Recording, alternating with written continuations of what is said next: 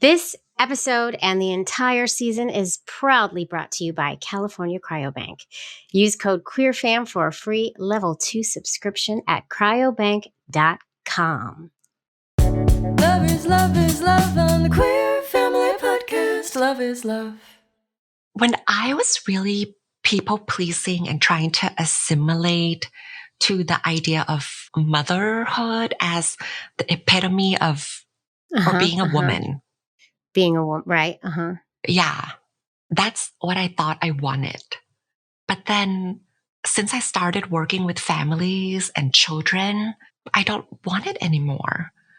I'd rather be the trans auntie of the village, loving up on other parents, especially queer parents. Like that's what I would rather do. I think that's how I best use my gift. Hello, all you beautiful folks out there. Welcome to the Queer Family Podcast, the show all about family, but with gay. Wink, wink. My name is Jamie. I'm your host, and you are tuning in to, folks, the show whose mission is and always has been to highlight, uplift, normalize, and celebrate LGBTQIA+ families in all of our beautiful identities, one interview at a time. And this episode is doing just that yet again. I know I'm like a broken record when I say this, but every single conversation I have, I am blown away. So, all right. A while back, I had a little parenting coaching session in an episode with Ed Center, the founder of Village Well Parenting, the Village Well. And a bunch of you reached out to tell me that you got a lot out of that conversation. I guess you like to hear about all my parenting fails and how I'm screwing up my children. I'm just kidding. I know it's like really helpful to like sit in on therapy sessions. No, in all honesty, Ed really did offer me some really great advice. I told him some of the issues I was facing with my kids, and it helped a bit. And it sounds like the conversation helped some of y'all too. So you have asked, can we do more like that? So I ended up getting this email all of a sudden from another therapist who wanted to come on and kind of help me. Am I putting off a vibe here? I don't know. But anyway, I'm bringing in another therapist, and this one, oh my God, it was such an amazing conversation. All right. So Nat is a licensed clinical psychotherapist, an infant parent mental health specialist, and child development specialist, and the host of the Come Back to Care podcast. And years ago, she was also a community organizer with her trans sex worker sisters in Bangkok, Thailand, where she was born and raised. And Nat wrote to me as a fan of the show and asked if she could come on and chat, like I said, because I'm putting off a vibe, like I need help. And you know what? I just have to read you what she said in the email because I was like, hell yes, please come in, basically. She wrote, given the anti-trans legislation and safety concerns happening today, I hope that our interview will fill your listeners' emotional cup where they feel affirmed, validated, and loved up on. I hope that by the end of the episode, they can exhale a breath of relief with a sense of, I got this. This conversation, I'll tell y'all, definitely filled my emotional cup. And I am happy to report that I have been working on the things Nat and I talked about since our chat. And you'll see more of that this week on my social media. So be sure you're following me on all the platforms at the Queer Family Podcast. I've been working on it. It's deep work though. It's deep work. I'm not going to lie, Nat. This isn't easy, but I feel like I'm making progress in my parenting journey that is always frustrating. The struggle is real and we all know this. Okay.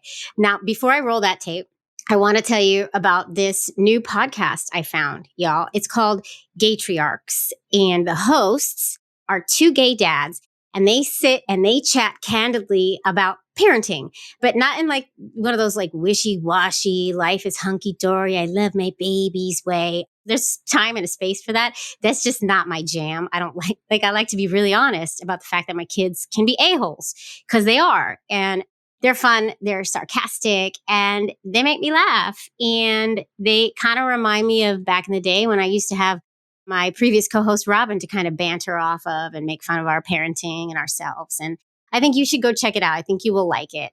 And I think I need to try to get them in for an interview, actually. So, Helen, you got that? She's writing it down. Yeah, right. Anyway, go check out Gaytriarchs, Gaytriarchs. You can find it anywhere you find your podcasts and have a little laugh, learn some stuff. And I have another ally message for you. So many allies, so little time. Y'all are really showing up. Oh, I love it. Okay, this one comes from Dana in Wisconsin, and it makes my heart sing. I want you to take a listen. Hi, my name is Dana, and I live in northern Wisconsin, and I just wanted to call in as an ally to let y'all know what a positive impact this podcast has been for me professionally. I'm a licensed midwife, and I'm also the mama of a beautiful trans daughter who has, at the age of 15, already started fertility preservation and has taught me so much about her journey and life in general and how important it is to offer family building services to queer families. So I've pursued training in IUIs and at fertility care. And I just have been entirely inspired and have learned so much from your podcast and all of the different stories and ways that families are made. And also just understanding more about my own childhood story and everything that's happening, and all the work that we need to do to make things for safe families. Thank you. I really appreciate it, girl. Bye. Oh my goodness, Dana. Thank you. Thank you. Thank you for being a wonderful mom. First of all, I'm sure you're a way better mom than me and way more patient in all the ways. And a wonderful ally to your beautiful daughter. You go, you, mom. Go ahead with your bad self. And thank you for reaching out and thank you for listening, and share it far and wide. Just keep doing that. And if any of these episodes, like I keep saying, resonate with any of you at home, I want to hear from you too. Whether you're an ally, whether you're a queer, whether you're a parent or you're not a parent, you can email me, you can DM me on the socials, and you can even send a voicemail like our friend Dana just did. Or you can send a text to 646-470-1840. So many ways to get to me, and you don't even need them, but there they are. So please keep reaching out, y'all. I really love you because the struggle is real and every little bit counts. All right, it's time to roll this tape. I've been yammering on enough, and I know you want to get into the nitty gritty of the therapy session I went through with Nat. And I also do want to say Nat's story. Wow. I mean, Nat has been through some stuff, and I absolutely adore this person. So I think you're going to too. You know what? Take a lesson. Helen, Beulah, Nicole. Yeah, I know. Nicole, it's always just you. It really is. Can you please roll that tape? Helen and Beulah are not real. I have to keep saying it because my mom thinks everybody at home is going to think that I am abusing two older women named Helen and Beulah. I'm not. They're not real. The only real person is Nicole, and she's not even in the room with me, but I've decided I'm going to add her because she actually helps me out. Please roll that tape. I love y'all so much. I really do. Thank you for tuning in. Queer Family Podcast. Love is love. Hi, Nat. Hello, Jamie. How are you? It's very nice to have you here. It's such an honor to be here talking to you. I feel like I listen to you every week. And here we are. Get out of town, Nat. Get out of here. Oh, that warms my heart to hear. Thank you for tuning in. And I'm glad that you're here. And we have some stuff to talk about. And I'm excited for it.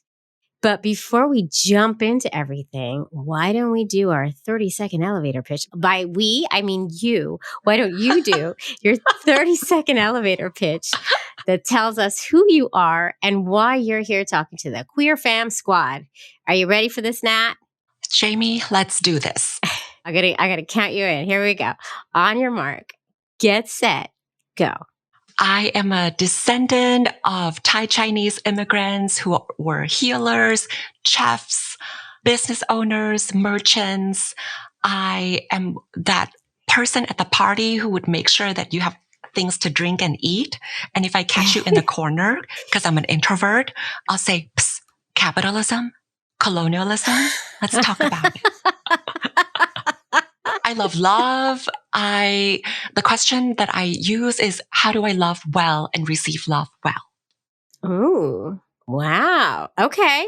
I like it. Now that was a creative elevator pitch if I ever heard one. I'll say that much. Oh my God. So it sounds to me like you're a giver. Yeah, who's learning how to set boundaries and say no and give less and give more to me, but still Ah, loving the community at the same time. I love that. All right. Spoken like a true therapist. Can you explain to everybody what it is you do for a living so that we can kind of talk about what we're going to talk about and then go forward from there? Absolutely. I work as a decolonized therapist, and I get to support families who want to practice social justice in the home through their daily parenting. And at the same time, reparenting their inner child at the same time. Ooh, that's deep. And I think I need a little bit of Nat in my life. This is amazing. All right. So speaking of our inner child, can we take it back to baby Nat and how baby Nat began? And because I want to find out how you got to where you are. And I want the listeners to hear it. I know a little bit already, obviously. So I want the listeners to hear how Nat started in the world and how you got to where you are today. Thank you for asking me that, Jamie. No problem. Okay, I'll take all of us back to Bangkok, Thailand, where I was born and raised. I was born as a little boy and firstborn in the family. I was the eldest of 3. Okay. And at age 5, I knew I wanted to be a girl. Yeah, I watched Little Mermaid and I was like, that is who I am. Oh, it's amazing. And so, well, how did that go for you?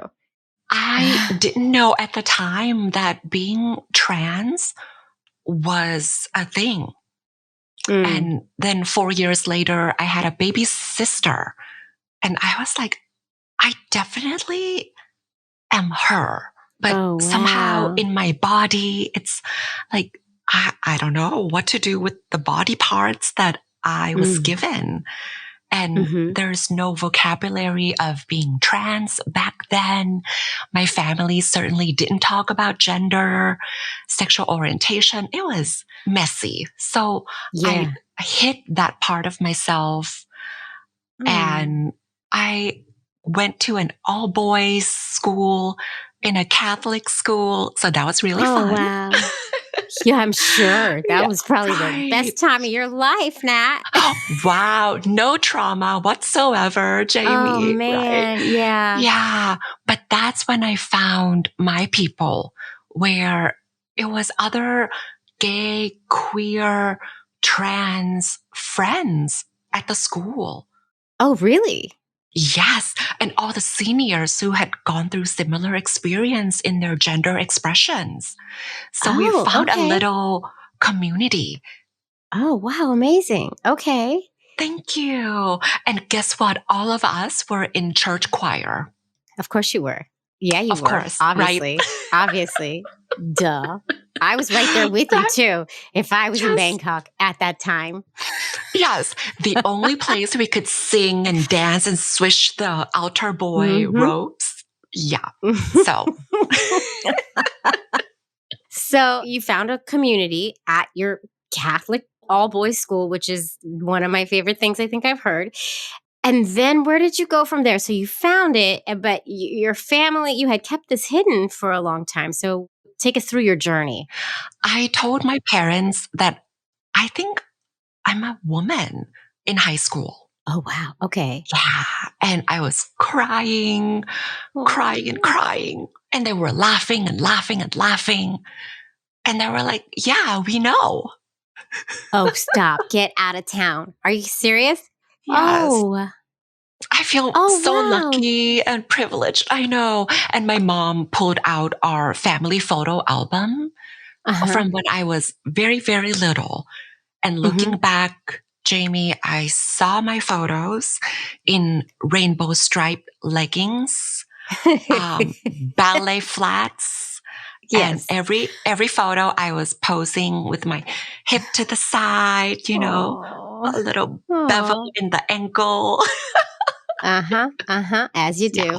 As you do. As you do. Yeah. And so they just kind of took it in stride, would you say?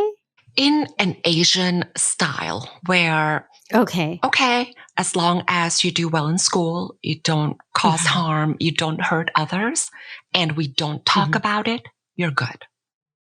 Right? So there's a lot of, that part. Mm-hmm. That's the tricky part right there. So you tell your parents, we know, sweetheart. Also, we're not going to talk about this. So what did you do?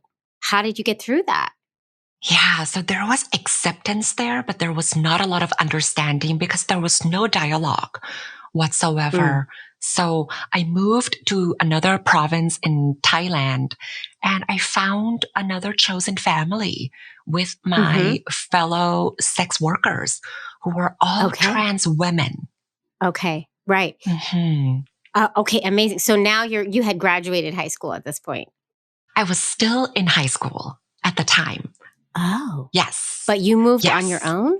Yeah, the grade school that I was in, grade 10, I moved to a different province to finish high school at a different school. Okay. Yeah. But not with your family? No. My family still stayed in Bangkok. Yeah. Were you still speaking with your family or was this like I got to get out of here type situation?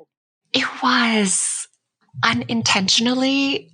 My parents sent me away for me to figure my shit out. Okay. Yeah. Right. Yeah. Go figure your shit out. And then so you're on your own in 10th grade in a new town. And then you find your chosen family in the sex worker community, as you do. As you do. Yes. And they were the first people, minus my grandmothers that I grew up with, who were really showing me what understanding looks like, because we could really talk about everything and anything gender-wise and more than our gender, how we are as humans, how we loved, how we cared for one another. Oh, wow. Okay, that's amazing. Are these the first real trans folks you've actually encountered in your life at this point? So up to this point, you were just so alone in this whole identity. In your whole identity, you were feeling isolated and alone, I'm imagining. Yes. There were friends who were queer in grade school, but we were going through the figuring out process at the same time. So there were only a few people who had been there and done that, did some hormones or talked to the doctors, went through some surgery. Like there were only a handful of them. But this is the first time where I was able to be with house mothers, if you will. Right. And they could show me the ropes. Yeah. And did you start transitioning at that point? Yeah, I had not yet. So after I finished high school, I came back home to Bangkok and I started transitioning the first year of college. So I left my sex worker chosen family who I did street economy work with and did social justice organizing with. So I left that to come home, went to college, and did my transition the first year. Yeah. Okay. How did you get involved with the sex worker community, can I ask? Because you did organizing. Did you do sex work as well to start off? And that's how you kind of I got it. Yeah. Okay. I did. So there's a famous market area where we hang out, or they would hang out. And I would walk past them on my way back from school because they would start working in the evening and late nights. And I would see people who look like me or who I aspired to look like, right? Very femme and flamboyant and happy and in their body.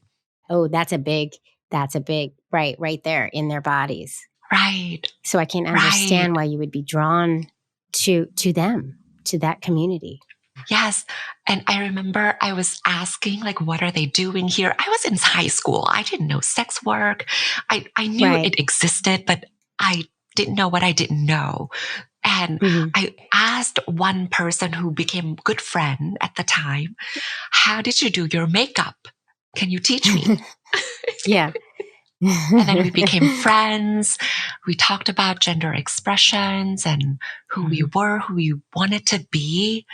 And I just felt seen for who I was. That's amazing. And being a sex worker in Thailand, I know a little bit about what it's like to be a sex worker in the States, and it's not necessarily the safest position to be in.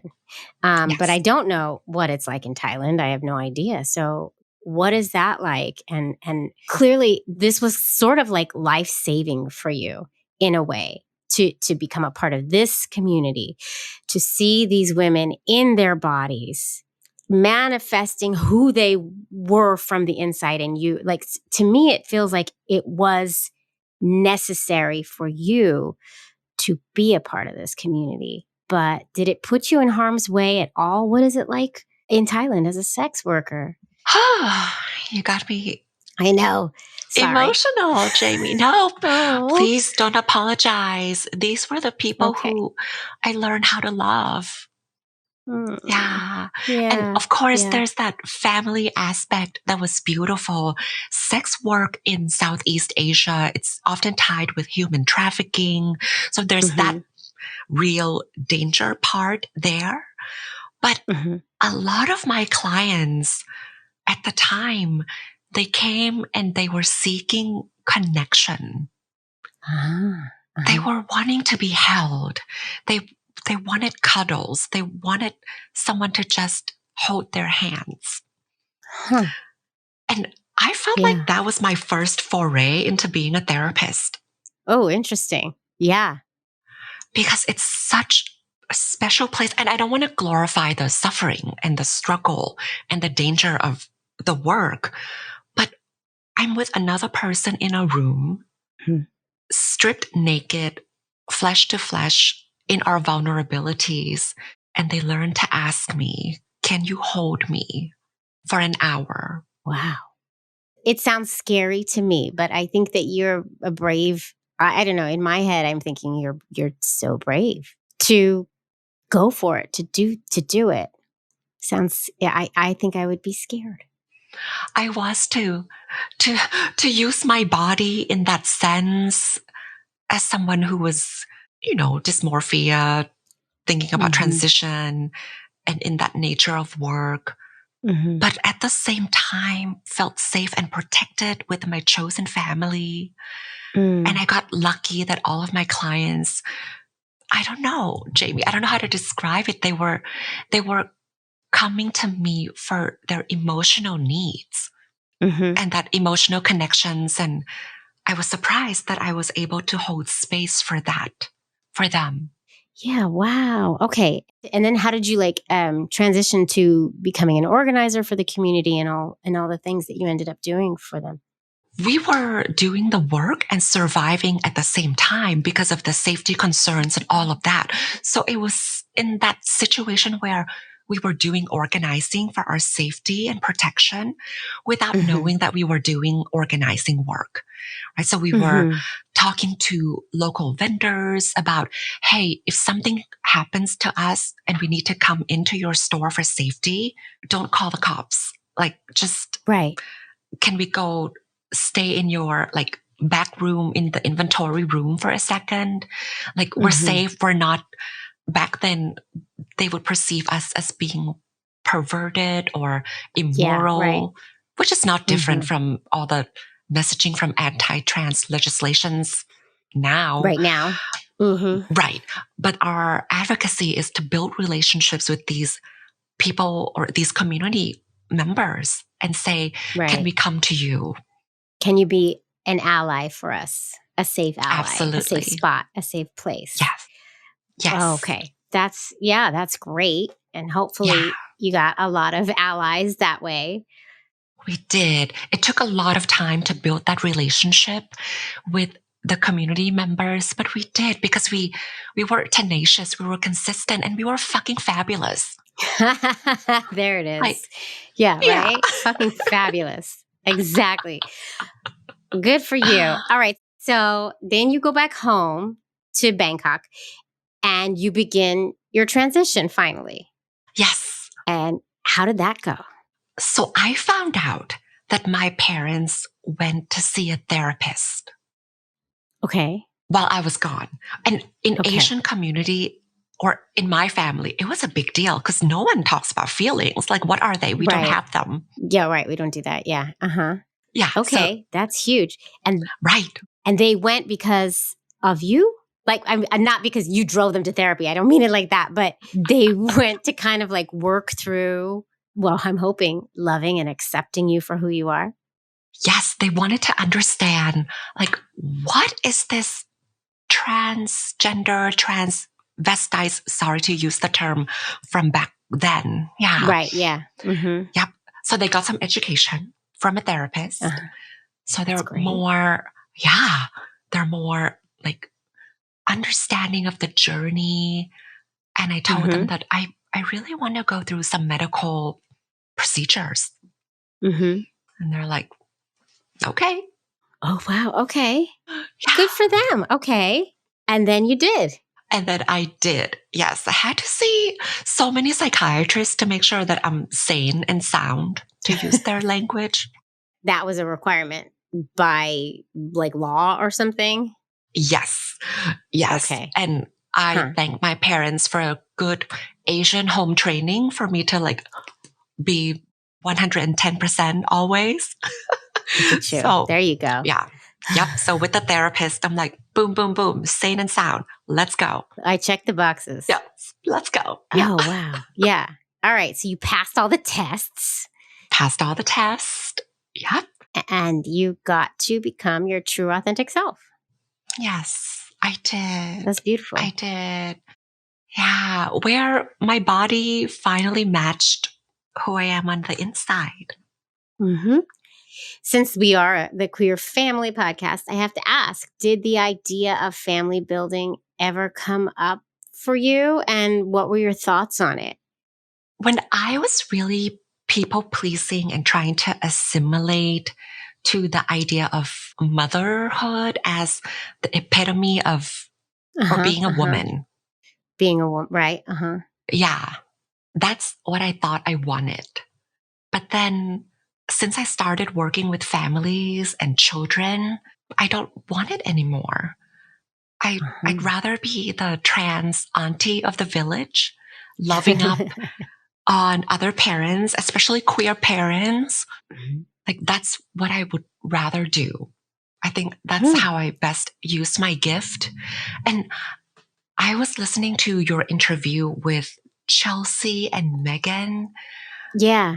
And you were talking about how queer families are just winning because we're very intentional about what we do.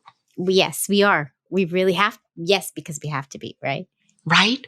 And I show up best supporting our queer families who are so intentional and loving and fought through 5,000 hoops to build a family. Yeah. I'd rather do that. Yeah. Oh, okay. Well, I like that because I could use help all the time. I don't pretend it's not a mess. I don't pretend that. That's for sure. Kids make life crazy. Yeah. Yes. But when you transitioned, you weren't necessarily sure that you didn't want children in your future. My first thought was, okay, now I'm finally in like a woman's body. I need to like marriage, kids, cooking, serving, all the patriarchy's picture of how to be a woman. Right. I had it and I wanted it. And it took me many years to come back to my body. It was nice, but I dissociated from my body altogether and really going for that patriarchy's idea of how to be a woman. Because that stuff runs deep, right? It really does. It runs deep. It's so insane how deep that the patriarchy is inside of us. It's so messed up. Get real about what I want. And what I want is not what patriarchy is wanting. So no, you want to be the auntie. I want to be the auntie.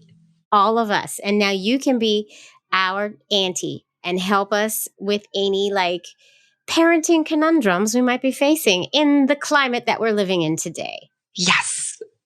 Queer Family Podcast.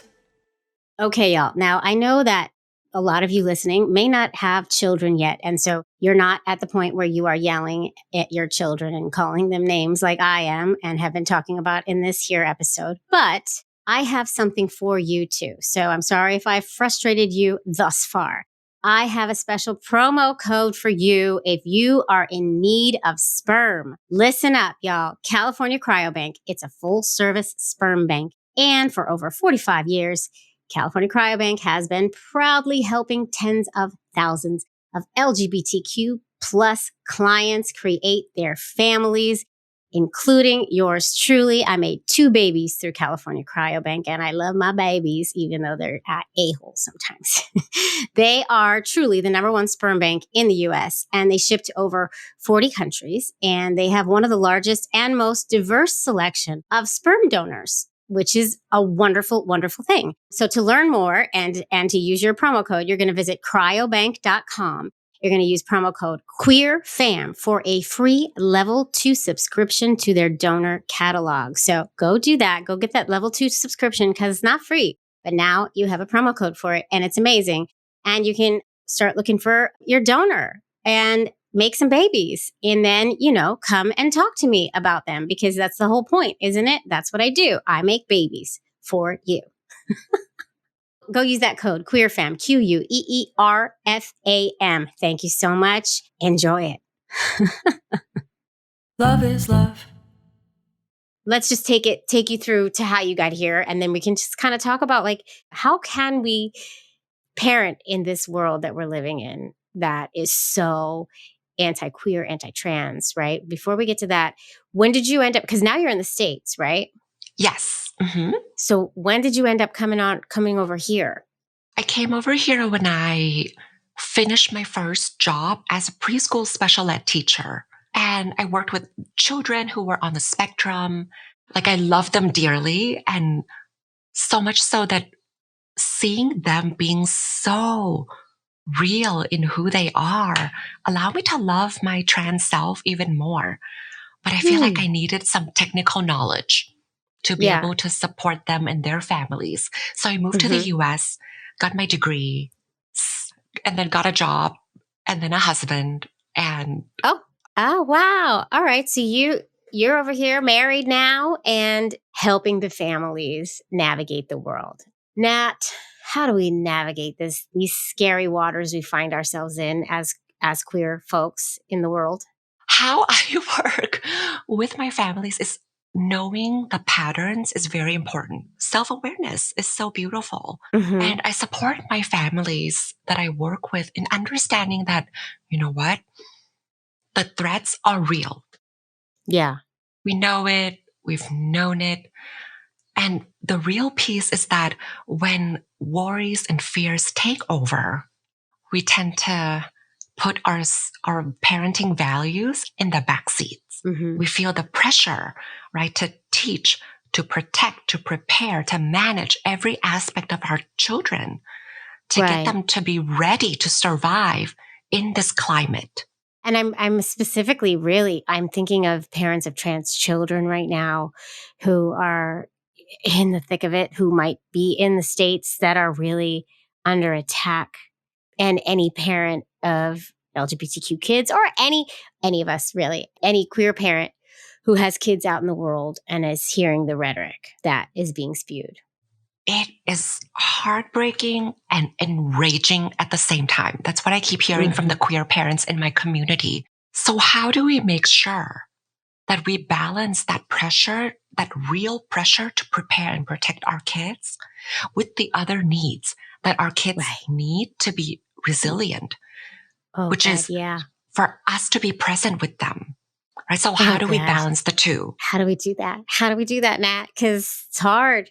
It's not only hard because of the attacks on our community. It's also just hard because being a parent, it's so hard to be present with your kids sometimes because regardless of the fact that the hatred is being spewed and they're coming after us, so to speak, there are also a million other things that have to get done when you have kids, just in everyday life that have nothing to even do with queerness. But so what do we do? How do we stay present with our kids when shit's hitting the fan, so to speak?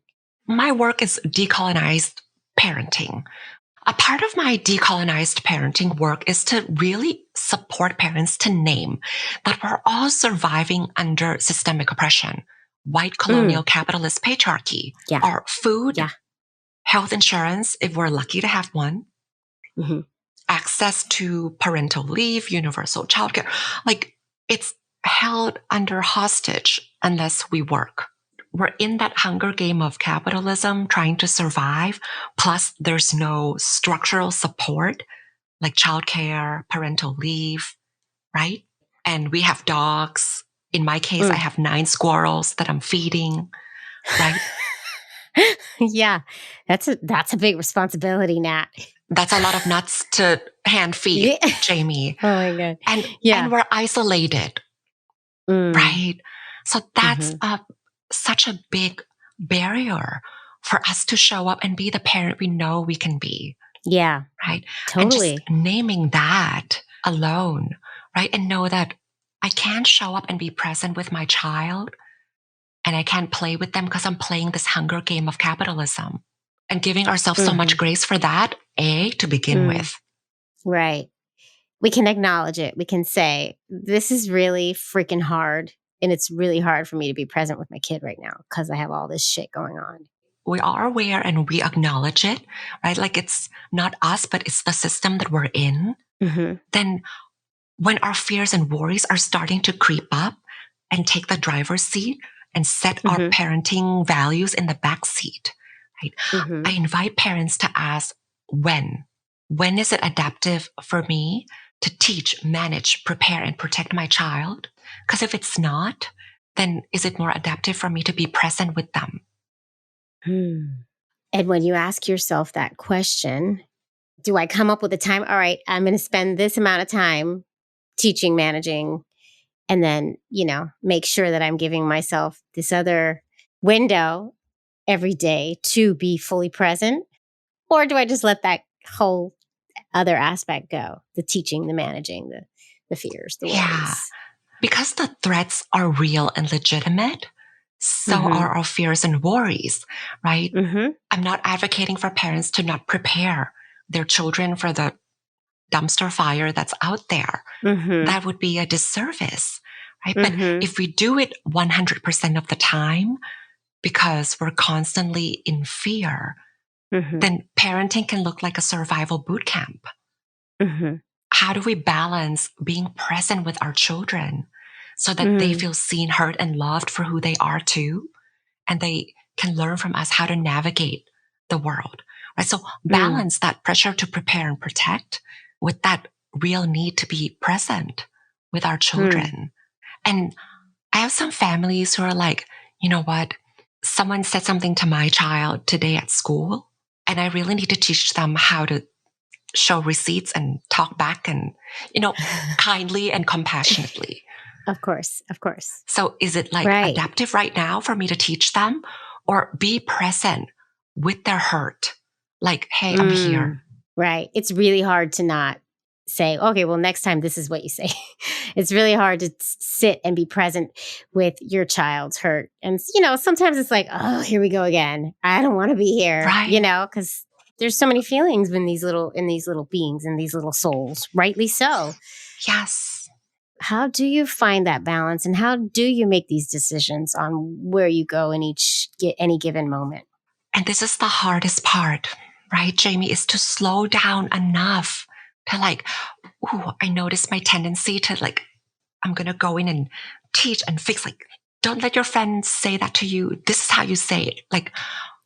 If you catch yourself repeating that pattern of teaching, right, what could be your way of slowing down and pausing? I'm going to give you a for instance. So for instance, my daughter just recently said, kind of flippant out of the blue, we were talking about a kid. Oh, he asked me, he said, how do you have 2 moms? In a gross way. And of course, my head whipped to her. And I was like, what did you say?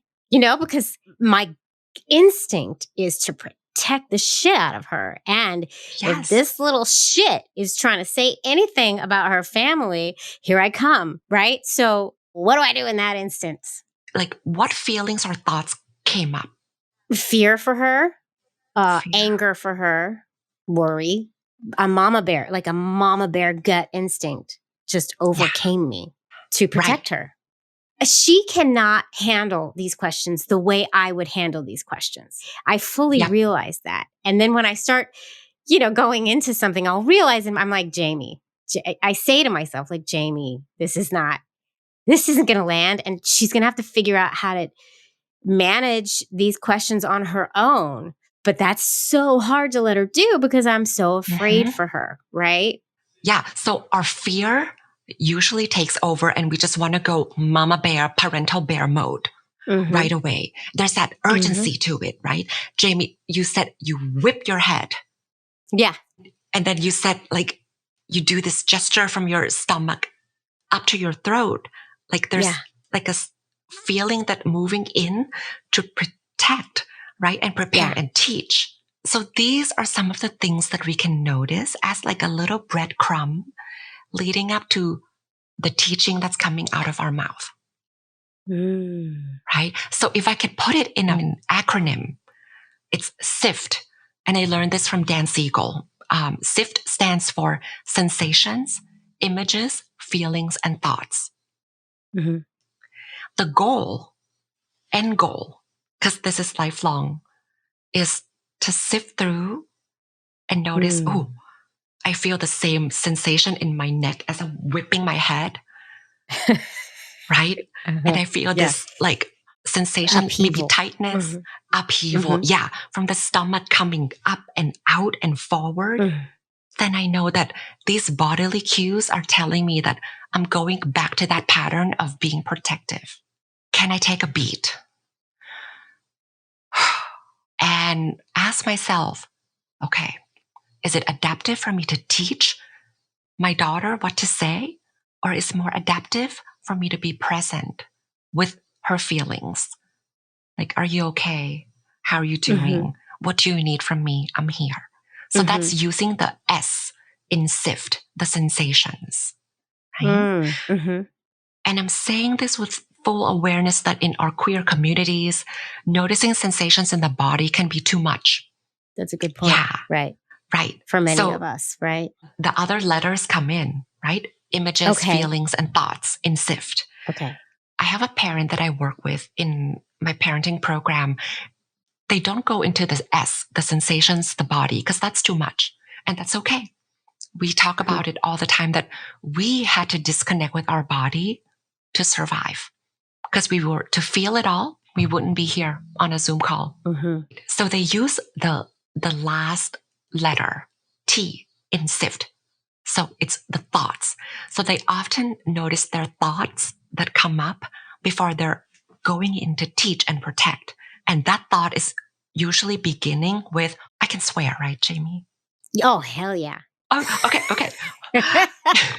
This parent, they notice the pattern when their thought begins with motherfucker. Yep. Then they know it's the same pattern that I learned to protect myself from childhood. I'm going to pause. That's it. So your advice is when you feel this come up, whichever way it comes up for you, for me, it's definitely going to be sensations because I'm one of those physical beings. And so when I feel this come up, your advice is pause, take a breath, and sit with it and get present with your child and wait for them to say something or just breathe with it. I'm just trying to think it through, because I do think when this particular incident happened, my first reaction was, what did you say? In like the mama bear head whip around mode. And then I did check in with her, I think it was more of like, did he say it in a mean way? It was more of that. As opposed to, I think what you're saying, maybe say, well, how did that make you feel? How are you feeling about that? Right? I think there's a nuance there that perhaps There is. Yeah. So I think what you said, absolutely, right? Because it's really hard when it's so personal and we, in our queer village, we know what that felt like. When someone pointed out that you're different, Yeah. And in fact, like, I bleed, you bleed, but I'm more Right. fabulous. Yeah. Right. Yeah. Like, we know what that feels Exactly. like, right? Yeah. Exactly. So it's a lot of times it's about our reaction more Mm. so than what we do with our children. Because what you just laid out to me, Jamie, you said that, but I checked in with her later. Because Mm. a lot of parents already know how to do that. But Mm-hmm. the bulk of my work is to support parents to be with what your reactions that are coming up so that you don't let fear take over and you repeat the pattern that you're trying to Right. break. Also, Yeah, and to so that I don't put that on her as well, right? Is what you mean. exactly. Break the Exactly. pattern.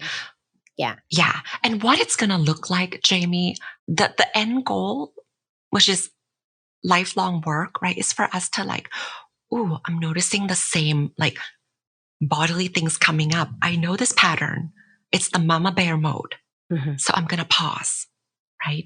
But to get to that point of awareness, it's going to be like, oh, I already snapped at my child. Oh, this is Right. Nat, this is going to be serious work because this example I gave you is kind of a mild example. When we're talking about like trying to get the kids out of school and get out of the house for school in the morning, there's going to be a lot of Jamie needing to pause before Jamie reacts. Okay. Like it is going to be a lot of pauses, Nat. That's work, right? So that's work. And yeah. that is the work right there, right? That you already snapped and maybe you check in later after pickup, right? Like, hey, I'm sorry. I didn't mean to. That's not aligning with my value. But, and yes, usually also. Yeah, because that conversation, that what you just said, like me saying, hey guys, I'm sorry. I lost my temper. I know we've talked about how I'm going to be present with you and I'm not going to do that. But that usually happens. That happens. But that usually happens like right before I say goodbye to them at school and I'm feeling guilty. Oh, yes. Right? So how do I get away from having to do that, you know? Well, I think two things that I want to share, Jamie, is that in the morning routine, so stressful, right? To get kids out the door on time because their concept of time is so elusive. Oh my God, they drive me crazy. Exactly. And you're not alone. A lot of families I work with resonate, right? Yeah. And this is when we go back to the question of, is it more adaptive for me to step up and like be that bigger, kinder, wiser parent who's like, you know what? I think you need a bit of my help to get through the door. So I'm going to step in and take charge. Mm-hmm. So it's more adaptive, right? To teach and manage and step up and step in. In a kind way. Not in like the berating, like angry way that I do it, right? Like be a little more kind when I do it. And this is my favorite phrase when I talk to parents most of the time. Give yourself some grace, parents out there. Give yourself some grace. Yes, because the most of the time is like before the kids leave the car and you feel guilty and you apologize, right? Because there's that opportunity to reconnect or repair the rupture always. And our kids need that. Yeah. And I need that too. Yes. They need it as much as we do. Truly, for their emotional resilience. Because in that moment when you apologize, and especially when it comes with a plan of, I did lose my temper, and what I could have done was, you know, I noticed that I feel heat in the back of my neck and I'm really like snappy and I'm feeling anger. I could have breathed through it, or I could move my body, or I could go finish my breakfast so I'm not hangry. Yeah. So I'll try to do one of those things next time. But I was yelling because I was angry. I like telling them the things that I could have done instead. I think that is a really important aspect of showing good regulatory and mental health practices, right?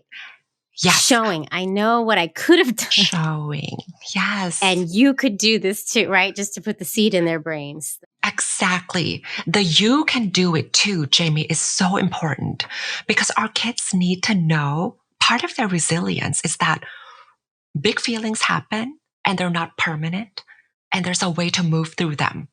And this is how my parents do, right? They were breathing through it. They were moving their body. It's doable. And I can do it too. That's the Right. emotional resilience part. Right. Yeah. And parents do this every day, but we just name it. Essentially, we're teaching problem solving, right? Not perfectionism. Yeah. Oh, that's big. I said it already, but I do like the idea of naming it for them, even when you don't do it right, but naming what you could have done right. I think that is important. And I think I'm going to add that to my apology next time. Yes. Because I'm not delusional. I Yes. know there will be a next time. I'm going to do my best for there not to be. But you also said something when you emailed me about coming on the show. It kind of goes along with like giving yourself grace. And also the idea behind it was that, yes, we want to be fully present with our kids all the time, but life is life and life takes over. And so even if you're present with your kids 10 minutes in the day, and I am totally paraphrasing this and saying it probably a million times wronger than you will, and you're going to say it righter to use good English. But the idea behind it is at least you did those 3 minutes that you did do and take pride in that. Now you can now say it way better than what I just said. I'll try. It did stick with me though. Clearly, it really stuck with me. Yes. I'll share the percentage that Right. That's what it is. are scientific, I would say. Right? There's a research back in the 80s where, okay, I'm going to get nerdy for a second. Please do. Basically, the researchers were reviewing video footages of mothers, because back then they only studied cis hetero mothers, right? Of course. And white mothers, right? White mothers, thank you. Yeah. Middle class. Yeah. Yeah. Yeah. Right. All of that. They review the footage of these 13 mothers with their babies, 3 months old, 6 months old, 9 months old. And these moms were reporting that, you know what, taking care of my baby, parenting, no big deal. I got this, right? And when the researchers review the footage, they only saw that these moms, and no shame, right? No shame. Yeah. They figure it out what their babies were needing and met those needs at a timely manner 30% of the time. Yeah. So they got it right 30% of the time. So imperfection, yay. Yeah. Right. But the two main points is that when those moms were trying to figure out what their babies were needing from them, the researchers saw that as young as 3 months old, babies were able to, work with their stress, maybe suck on their thumb, sucking on their fingers, banging toys on the table, pointing to different things, trying to get mom's attention back. Yeah. So they had and meanwhile, those moms skills. are like, I got this. I know. They were like, I don't know what you want, right? So babies as young as that age had the capacities to be able to cope with stress a little bit, just a little bit. And the researchers decades later found that those babies were able to do that because their parents over time were like, oh, I messed up and here's how I'm going to fix it. Right? Like, oh, I was so stressed and I blew up. I'm going to take deep breaths. Or I'm so stressed right now. I talk to myself, demonstrating exactly, right? Like I'm going to talk myself through it that it's no big deal. I'm not flawed. I'm still human and I'm here, right? Whatever that is. I like the talk myself through it thing because I do that in my head. I should put it out in the world so they hear it. Oh, I like that, Nat. Yeah. I'm going to do that next time. I'm going to talk myself through this. I'm going to talk myself through this right now, guys. Yes. And this is the beauty of it. Like when I work with parents, I always ask, here's the research. How would you make it yours?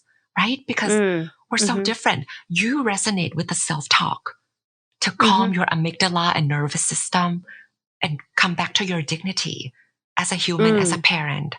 Other people, they love breathing through it. Other people hate breathing, but they love like putting their hands in the pockets and fidget with some items in the pocket just to like recenter. But the lesson here and the takeaway my takeaway is be visible with whatever your method is. Don't be afraid to explain what you're doing because it could help your kids. It's modeling and demonstrating like you talked about, right? It's teaching our kids emotional skills of how to navigate through difficult emotions. I guess what I forget is that there are different ways, right, to get through a difficult moment, right? Because what I always go back to with my kids is, I'm feeling very triggered right now. I'm going to walk away. I'm going to go to the other room and I'm going to take some breath, right? I say that a lot.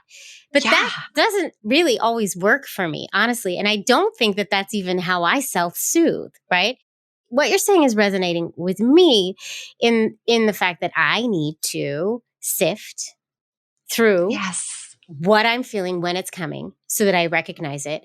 And then I need to pay attention to how I soothe myself through those very difficult emotions. And then when I have identified that, I need to, I don't know if it's be vocal about what I'm doing, but just be more demonstrative. I don't know how to demonstrative. Yeah, exactly. How I am self-soothing, because that could be a viable way for them to self-soothe. Who knows? And maybe not.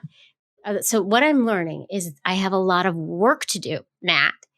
Oh my gosh. I feel like you're hitting on beautiful spots, right? Because I have work to do too. And what you're pointing at, Jamie, which I so love, is that if you're not soothed, you can't soothe your child. Right? That's deep. Nat. Period. That's deep. I love doing this. And the mom that I talked about that I worked with who was like, motherfucker, right, in her head.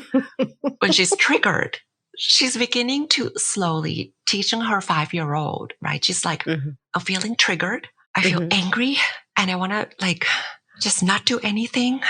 And I'm breathing really fast. I feel my stomach tight.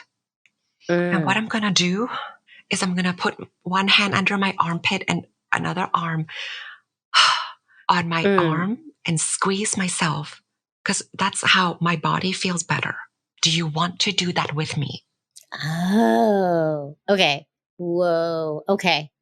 Self-soothing can come in so many, many different forms. And you're opening my eyes to something right here, Nat, because my daughter is in therapy. My daughter has a high level of anxiety, and we do have a lot of outbursts. And I've been very vocal about that on this show, and you know, our difficulties through that, managing that. And you know, she has a paper with a list of self-soothing things that she can do. And they all seem just very generic, right? Go get a glass of water, take deep breaths. It's all kind of generic stuff that you think of when you think of self-soothing. And I think that possibly, now that I'm talking to you, part of the reason why her list, and she never wants to use any of them. That's the other thing. You go use a tool. We need to use a tool right now because I'm noticing, she calls it the cockroach is coming out. She named it. That's brilliant. Right. But when we're walking down the hallway in our New York City building and I'm like, the cockroach rose, the cockroach. I'm like, oh God. So that's a problem in and of itself. So she never wants to use these tools that she's come up with her therapist. And I think that it's because they are not personal to her. And she hasn't figured out what exactly it is that can soothe her in these all different moments. And so if I am able to slow down, to notice when I'm triggered, to sift through it, to start talking about it vocally and to name it and to find I don't know what I do to self-soothe. I don't pay attention, but I'm able to self-soothe, but I don't know exactly what I do, which is kind of a problem, I guess, when you think about it. Because how am I going to teach my child how to self-soothe when I don't even know what it is I do? You got me all kind of, I'm in my feels. That's deep. That is deep. I need to slow down. I need to pay more attention. And I need to be more visible to not just myself, but to everyone around me in how I self-soothe. And that can open everyone's eyes around me to different ways of self-soothing, right? But I don't want to look like, like somebody on the street, like doing crazy things, but right. This is to a modicum, right? Right. Yeah, a lot of this is really sinking with me, and we'll see how much I implement. But The implementation is like lifelong. I always say lifelong yeah, journey. And it's work. what you're naming, it is work. The self-soothing tools you said that your daughter came up with her therapist, right? Like it's not personal. And I'm going to add that it's not interpersonal because these tools can be research-based. They can be brilliant. They can come from Harvard University. Right. But if you're not doing it with someone you trust, with another nervous system that can hold space for you, they don't mean much. To be honest, that's what we often get wrong about self-regulation. We expect our kids to self-regulate when in fact, what they need is co-regulation. So sit with them in it. Most of the time. Yeah. Oh, that's tough. That is tough. Because, you know, Jamie, like a lot of times, like that mom who's like mother F, right? Sometimes she just can't narrate it because her cup is dry. Yeah. Has been dry for a few days. And sometimes she's just like, has that language with her 5-year-old. My bandwidth is empty right now. Yeah. And that happens. You're safe. Yeah. Like you're safe right now to play with your crayons. Give me a moment to take a breath, squeeze my body, shake my hands, and then we can go get your snacks.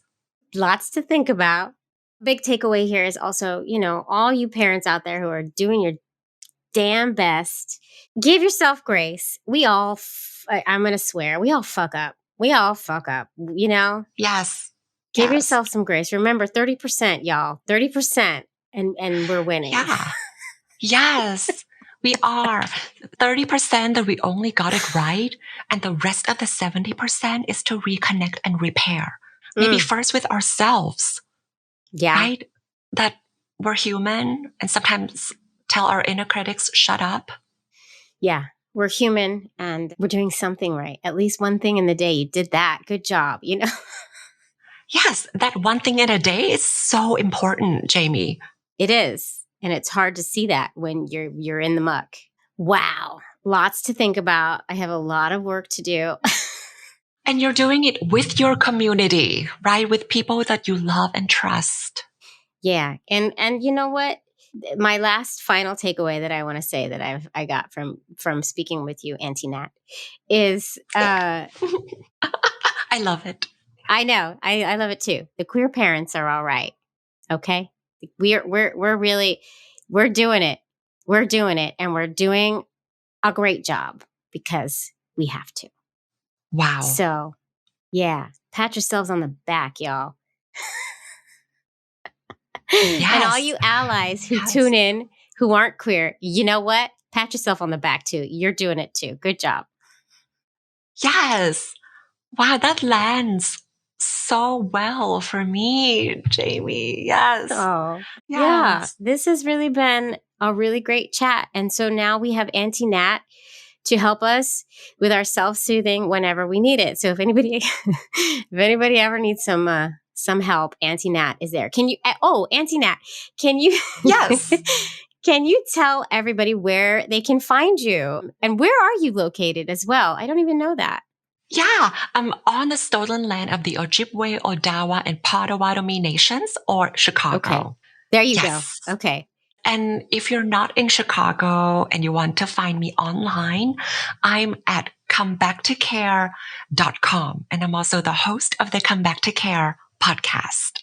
Awesome. So everybody reach out to Auntie Nat or reach out to me and I can reach out to Auntie Nat. Yes. And then go listen to Auntie Nat's podcast, Come Back to Care. Yes. Yes. This has been such a pleasure. I'm so glad you reached out. Thank you so much. Thank you, Jamie, for holding space for me to share my stories and love up on your listeners. Queer parents, we got this. We got this. We got this. I love that. Yes, me too. Queer Family Podcast. A special thanks once again to our sponsor, California Cryobank. Don't forget, y'all, use that code QUEERFAM, QUEERFAM, for a free level 2 subscription to their donor catalog. Go make those babies, y'all, and then come tell me about it. Go make them. Go ahead. Go ahead. Love is love. Whew. Well, folks, I really hope you enjoyed that episode. I know I did. If you did like it, go ahead and listen to another one. Or watch another one. We have so many for you to choose from. So just go click on one and do it. And also don't forget that I do have merchandise. So if you love this show and you want to represent queer families in all our goodness, go to tpublic/the Queer Family Podcast and look at all the designs I have there and put them on any of the products that are in the store. They're all beautiful. And I'd love you to wear some of our merchandise. So just go ahead and do that. And thanks so much for tuning in yet again. And please keep tuning in. I'll see you next time. Thanks again.